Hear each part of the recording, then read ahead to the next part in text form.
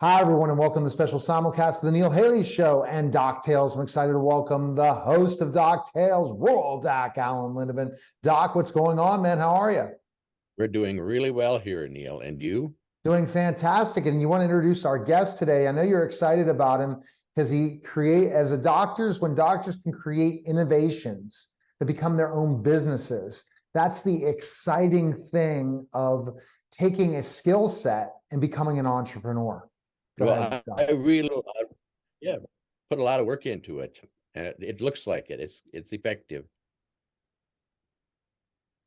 Alan, first of all, thanks for having me, guys. It's great to be here. But yeah, definitely, it takes some effort, and we're always adding. Like, we started learning about this hand and grip area, and thought we figured it all out. Had lots, realized it was just getting started. So there's a lot to the area, and love talking about it. Well, we've seen so many of these flexor balls over the years. I've been probably now about 40 years. I've been seeing flexor balls, but now is this adding the extensors? That's a really good idea. So how did that get started?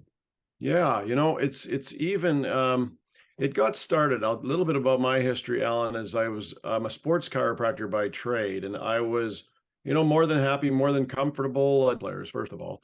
A lot of hockey, a lot of professional golfers dealt with the Canadian Tour up here that's now affiliated with the PGA Tour. So saw a lot of players there, but about half family practice too. So a lot of different type of grip injuries. And I had seen the story so many times. I grew up the same way as you, Alan. So all we saw is repetitive gripping stuff. I even, kind of bought into it myself for the longest time. And then I started to see all the chronic repetitive grip injuries. Started to see fingers and thumbs that are shortening, carpal tunnels shutting down, a lot of wrist injuries in the professional golfers, and a lot of elbow injuries in the hockey players and professional golfers. And you started to ask them basically, what type of exercise do you do? And there was two answers, inevitably. One of them was hand exercise. What are you talking about? We don't do anything. And just what we would normally do in the gym, grabbing weights, that's good enough. Or the other answer would, as we talked about, we'd grab a spring-loaded or a coiled gripper. Yep. And then I would ask the next question, like, from the practitioner side of view, is what do you do about the muscles, the 9 muscles that open and spread the hand? Yep. And of course, that's when they would look at me like I'd changed languages on them. And that's when I realized how much the ignorance was, but that was when I was in practice. I took some time off to pursue my own dream to play professional golf, and inevitably I got to see the inside of repetitive gripping within professional golf, bigger tours and mini tours. And that's when I really saw private practice was one thing. Touring regularly with professional golfers is a whole different thing. It's just one repetitive grip after another. And they wouldn't really see it towards grip. They would say, I've got an elbow problem, but what does that have to do with grip? Well, it has everything to do with grip. And basically, Ellen, that's where I saw we've got a real problem here. I can't give these guys and girls 5 or 6 exercises. They don't have any way of doing that. They won't stick with it. I tried, they wouldn't do it. So then we developed the product where you could use the grip mechanism, which is 3-dimensional, a round ball I never had any problems with. But then through that, we put some resistant band. It was just like, it was basically waistband elastic to start with. And we started with prototypes, and we just started to see these problems go away. And, eventually we started to figure out how to make it so that you could, make it well.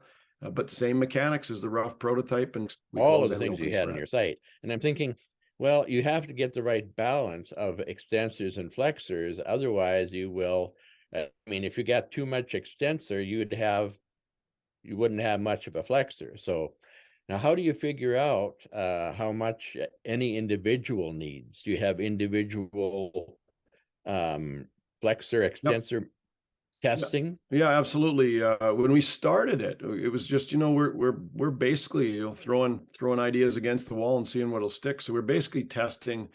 Once we, and I was not an expert at this by any stretch. Everything's done. We just worked at different formulas of the different materials, and to be where we could test different resistances. And like you say, the finger extensor muscles are quite different in what resistance desired than the flexor muscles. They're on a ratio quite a bit weaker. So we had to work with that and work with some averages and work with some people that were going into like recovery exercises for rehab protocols, going into kind of that wellness model, and then going into the more advanced strength training model. And we basically came to places that seemed to test for the most average hands within those models. Well, it looks like you must have different. You either have to design for an individual, or you must have a range of options. Yeah. So one of the things we did that we worked with it, because first of all, Ellen, when we started this, we did it for athletes for sure, because that was kind of what I was looking for. I was looking for training athletes and getting to perform well off the bat. And so that worked really well. But then I started to have patients in my own practice that were arthritic, or that were coming out of, carpal tunnel surgery, or having like dislocation, stuff like that. So we started to bring a recovery ball in, and then we got requests inevitably from the real knuckle draggers for something a little firmer. But where we eventually landed is to do one of our main products that we sell is a set of 3. So there'd be like a soft and a medium and a firm, and then there'll be 2 different size soft cords for different hand sizes and different resistance, and then 2 different medium resistance cords, and then 2 different firm resistant cords. And the reason I tell you that, Alan, is that within that you can deal with almost any situation. For example, most of the athletes we deal with are super strong in flexion, but not very much in extension and abduction. So they might start with a firmer ball and maybe a lighter cord until they get really moving with the muscles that open and spread the hand. So that the 3-pack is probably our most popular choice, and it allows flexibility within whoever's using it. There's 18 different choices of resistances within that package. Now, have you've been kind of looking at the next level, and tell us about that level. That level again is to show how it can help people with neuropathy and things like that, looking at more of the average person, not just the sports athlete now in your product. Yeah, no, absolutely. This is where we've got to, and it's a good question, because we, like I said, I thought we had our goals and our goals met pretty early on, and I didn't have much of a thought that we had very much further to go, until you realize that when you have, like any body part, guys, like when you have anything going its full natural range of motion, you're going to stimulate a lot of things. And the first thing you're going to stimulate is whatever the peripheral the peripheral nerves to that area, you're going to stimulate them. You're going to stimulate them maximally if you take them through full natural ranges of motion. So that was the first thing that we saw, that we kind of, just by working with the athletes, we saw that instead of the old, we were talking earlier about like a spring-loaded item or a coiled item, moving in 3 dimension, even in flexion. So as we provided the proper resistance to the proper mechanics, we started stimulating peripheral nerves to the hands. And as well, because you're taking the hand through its full natural range of motion, you're also starting to stimulate maximal blood flow and maximal lymph drainage, as well as blood flow back to the heart. So you're stimulating circulation. So there's a number of gains out of that. And that's when we started having people say, like, we still get it all the time, is that we say, well, my elbow feels better, but I'm sleeping better, and I'm this and that better, and I'm not as stressed, or I'm feeling better, I don't get sick. And I didn't really know what was going on. I thought we took a stressor away from their life, and that was what made it feel better. But then we started to look at the lymph system and stimulating peripheral nerves, and we realized that we're getting blood flow completely to the extreme. So we're going to stimulate blood flow, and we're going to stimulate lymph drainage. And I think we're doing some systemic things that can aid in a lot of different types of recoveries and just a lot of type of wellness. I'm fascinated with this, your nerve, your peripheral nerve stimulation, and the blood flow and lymph drainage. But I have a question about feet. Yes. So what do you do? Do you have something for feet? I don't know if you've talked to Neil already, but yeah, we're in the process of developing something, and just with fulfillment of the world, we actually have kind of put it on hold to some extent. The other thing is too, is when we did our first prototype, we didn't quite get the readings on. We do a lot of surface EMG. And we didn't quite get the tests we wanted to. With the Handmaster product, the tests are unbelievable. And so we've set the bar pretty high. But with this, I'm no genius, guys. We're just looking to see what is the range of motion? What do these muscles in the hands do? And we're looking at what do the muscles in the feet do? And as we all know, the feet muscles are so passive.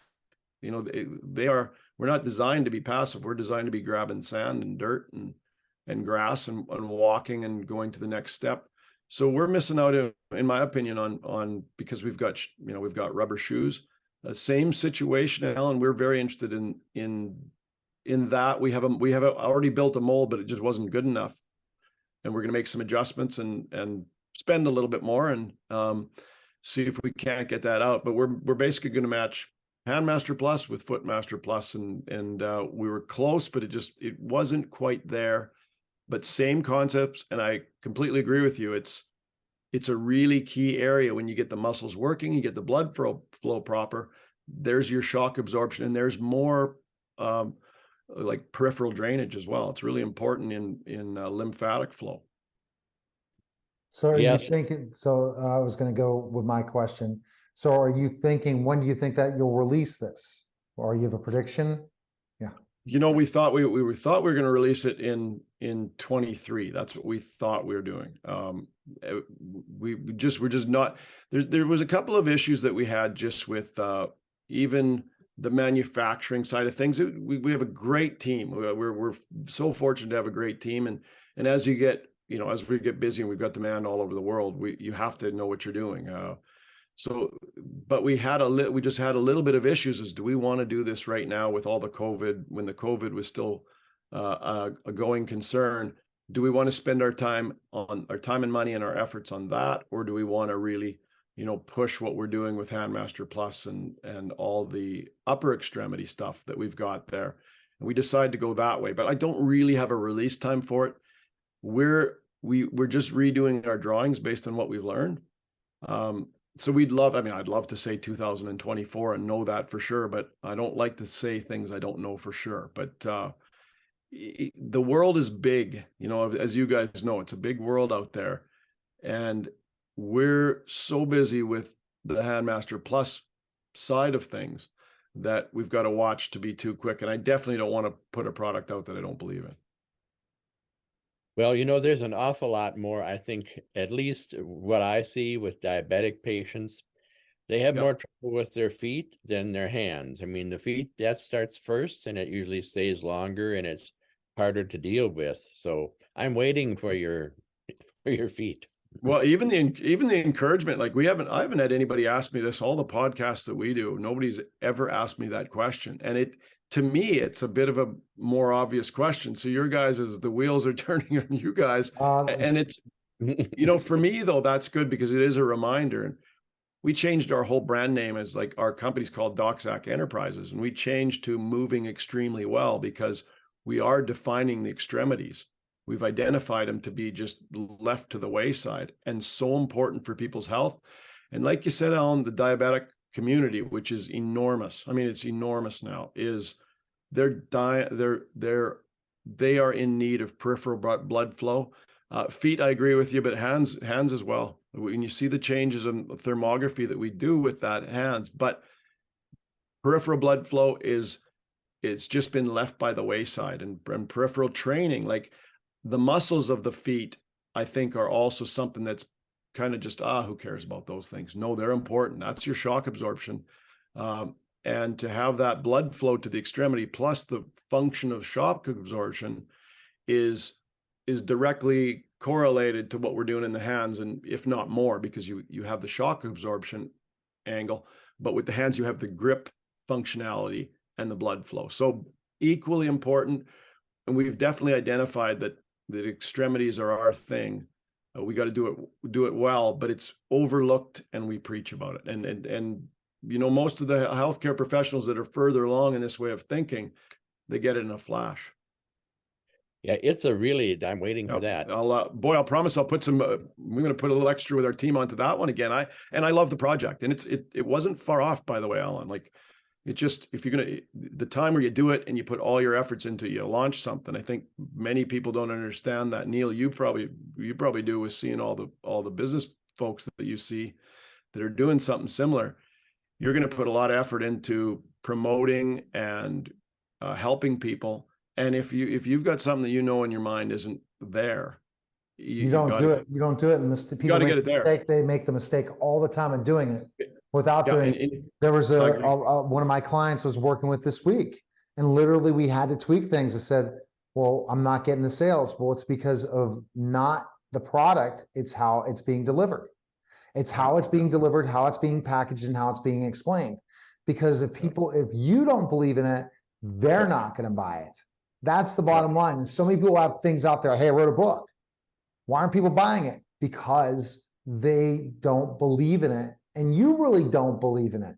You didn't take the time necessary to look at all those things. And that's what I think is the key thing, guys, for sure. Doc, do you have any more questions for Dr. Terry? Oh, no, but like I said, I'm waiting for this for the feet thing. And I do have one question. You know, COVID, everybody's talking about COVID. I think we're going to see a little bit more need for feet after COVID. I think that that's one of the peripheral neuropathies we're going to be left with in the wake of COVID.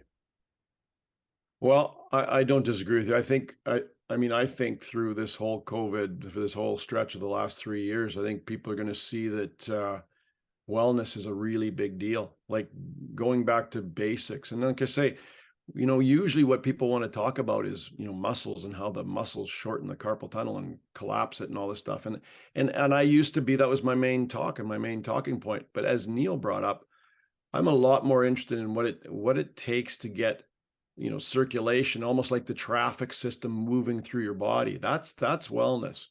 And yes, an athlete and a musician and a person in a workplace needs the muscles to be strong and balanced.